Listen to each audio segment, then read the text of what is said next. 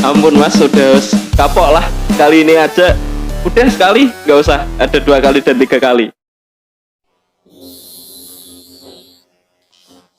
Oke, menarik sekali kisah pengalaman mistis dari Bung Adi tadi.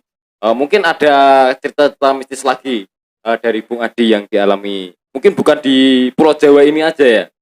Bung Adi kan ke Pulau Jawa kan baru ini ya. Mungkin ada cerita mistis lagi, pengalaman-pengalaman mistis ketika Bung Adi masih ada di Sulawesi sebelum menginjakkan kaki di Pulau Jawa. Ini kisahnya bukan kisah saya ya. Pelaku utamanya bukan saya. Ini kisah yang saya diceritain sama ibu saya.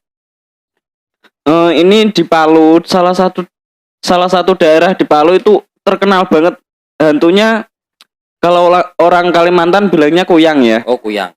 Kalau di Sulawesi entah apa bilangnya, itu suka nyuri janin. Oh, kuyang berarti di Sulawesi juga ada, bukan hanya di Kalimantan. Oh iya, bentuknya seperti kuyang, tapi lebih nyuriknya langsung ke janin. Oh, kalau kuyang kan nggak tahu saya nyuriknya apa ya. Kalau kuyang kan bukan mitosnya ya, mungkin untuk cerita-cerita masyarakat Kalimantan. Kuyang itu kan perempuan. Iya iya. Kalau di Sulawesi? Iya perempuan. Ya cuma isi daleman tubuh itu juga persis. Cuma kepala doang sama isi tubuh itu ya. Itu ibu saya ketika tinggal di adalah satu daerah di Palu, namanya entah, saya agak lupa juga.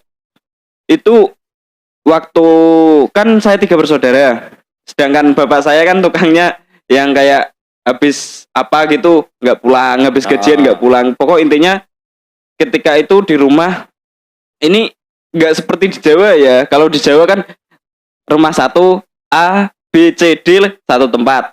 Oh, tetangga dekat-dekat gitu ya. Kalau di Sulawesi yang tempat saya dulu tinggal, A entah berapa kilometer lagi, B C gitu. Oh, berarti jadi jauh. Ada yang dekat-dekat. Tapi yang kayak kalau teriak masih kedengeran orang-orang sekitar gitu loh mas. Cuma jauh banget. Entah jamnya jam berapa, ibu saya juga nggak ngasih jam. Itu waktu kecil, waktu saya masih di kandungan. Terus kakak saya yang nomor 2 itu sudah bisa digendong, yang pertama sudah bisa jalan dan dipegang. Itu ibu saya mau yaitu jemput ayah saya yang entah ngapain itu kan. Itu ketika ngelewatin jalan mas, ada sosok yang saya bilang kuyang itu loh. Itu mau nyuri yang ada di perut. Kan mitosnya orang Sulawesi terkenal banget soal itu. Ketika itu ini mau diculik yang ada di perut. Kalau diculik udah hilang, saya nggak jadi dong. Pada saat itu untuk mengundang masyarakat setempat, kan ibu saya sudah kayak nggak bisa gerak katanya, nggak bisa. Kalau orang Jawa bilangnya sompoen. Iya, tahu. Lah ibu saya sudah kayak gitu, cuma bisa gerak dicubit kakak saya yang nomor 2. Jadi pas waktu digendong dicubit, akhirnya jerit terus nangis, semua warga ngumpul.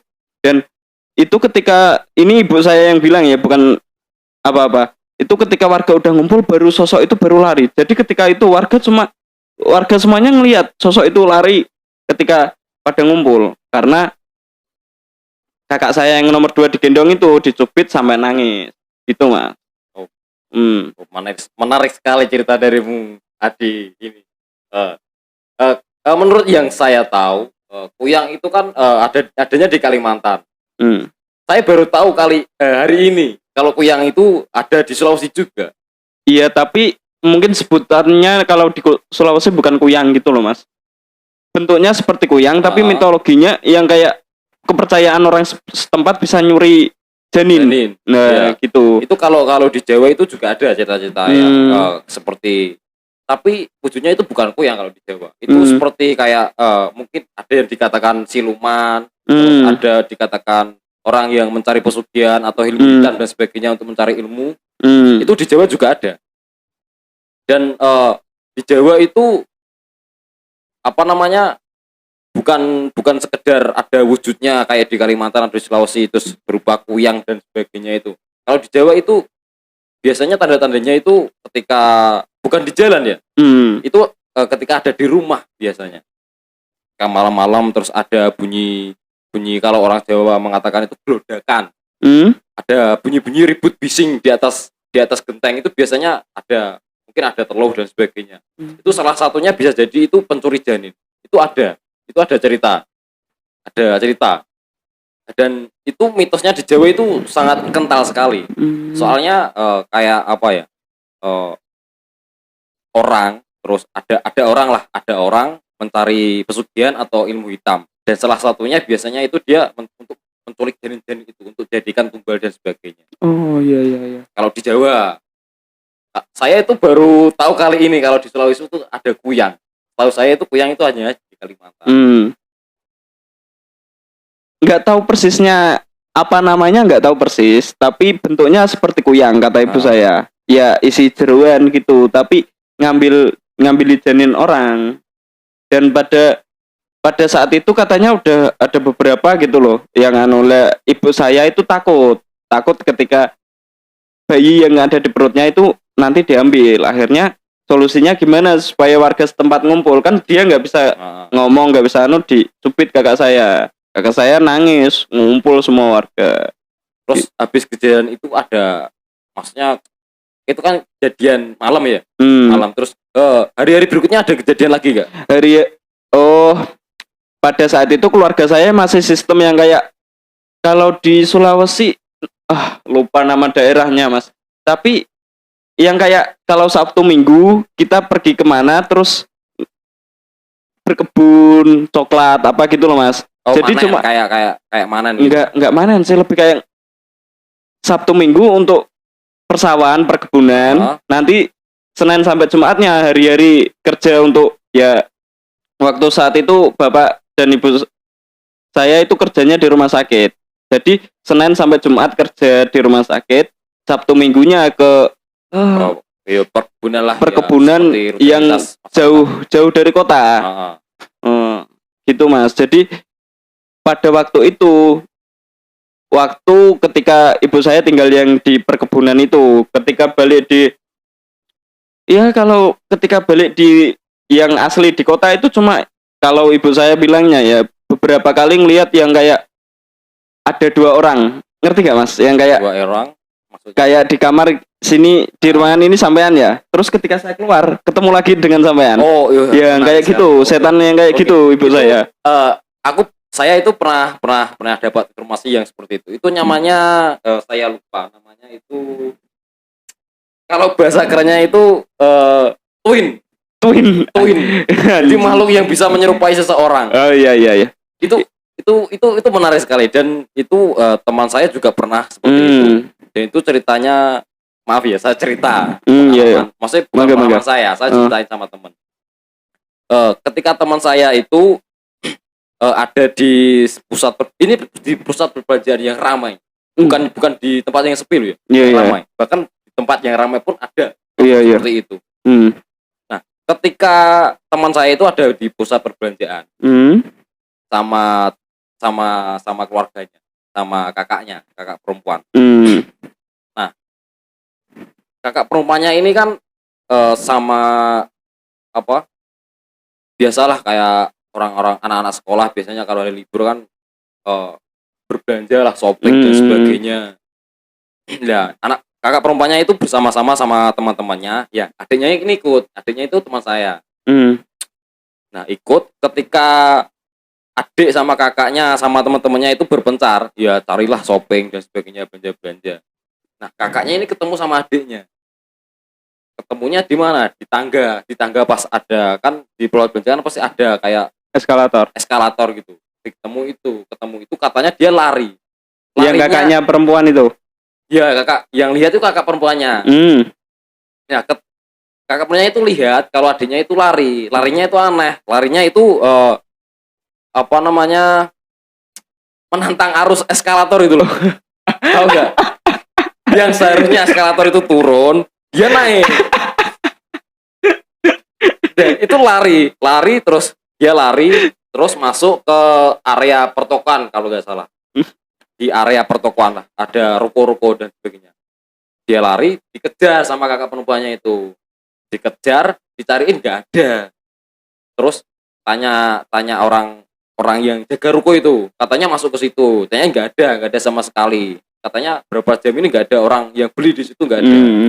Akhirnya udahlah, akhirnya kakaknya itu turun lagi, itu kan di atas. Iya lantai ke 2. atas, turun lagi, terus ketemu sama teman-temannya yang tadi yang sekolah tadi.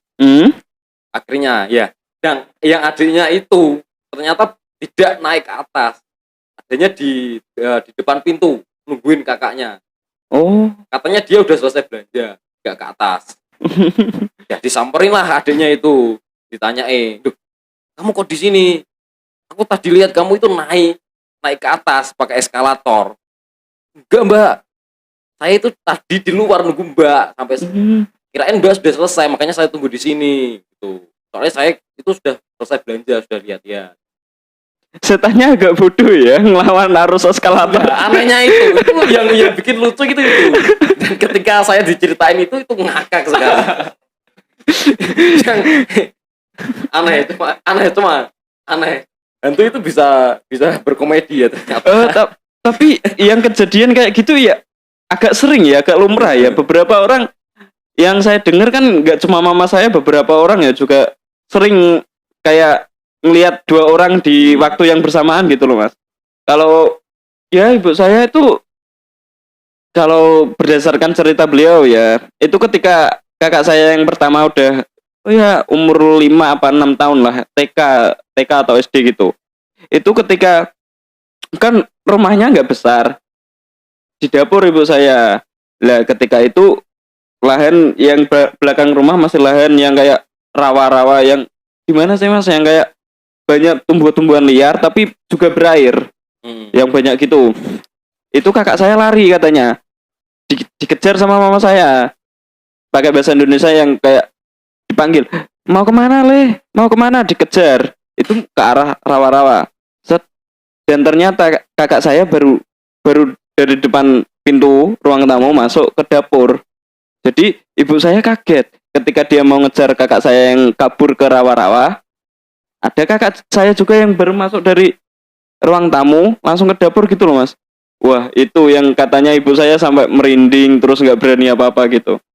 Yang sampai langsung masuk rumah, tutup pintu semuanya. Dan kemana bapak saya? Bapak saya entah kemana.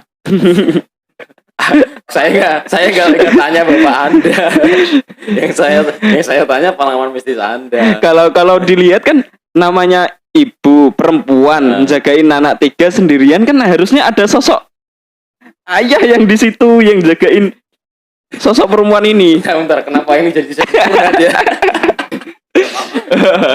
Oke, menarik sekali tentang hantu yang bisa menyerupai seseorang. Kalau di Jawa itu terkenalnya itu membo ya, namanya membo. Membo itu menyerupai, dan bahasa Indonesia itu menyerupai. Setan membo.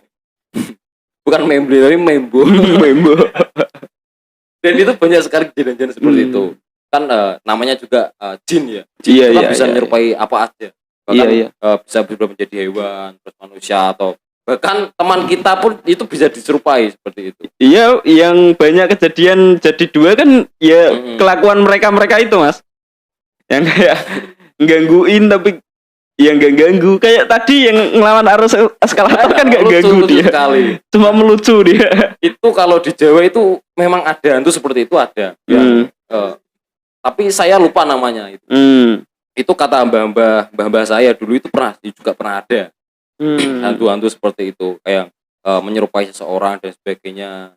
Cuma dia cuma menggoda, cuma lari dan gitu, cuma kadang ditanya diem dan sebagainya, nggak menjawab. Cuma nggak melukai secara fisik lah, cuma sekedar menggoda dan sebagainya. Ya kita sebagai manusia yang beriman, kita sebagai manusia yang mempercayai Tuhan lah, gimana pun tepatnya kita kan harus berdoa dan sebagainya. Harus sebelum melakukan apapun itu harus berdoa lah. Meminta pertolongan kepada Yang Maha Kuasa. Oke, cerita kali ini sangat menarik sekali.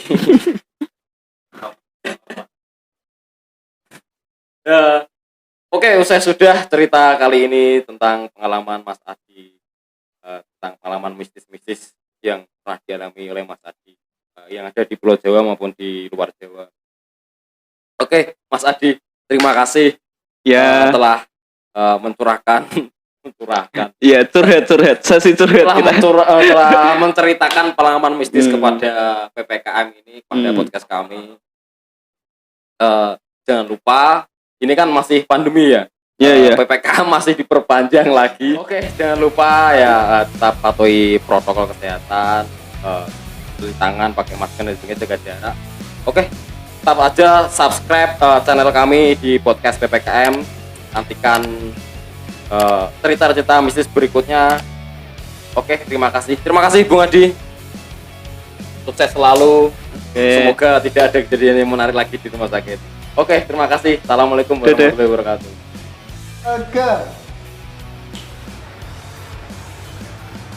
Action.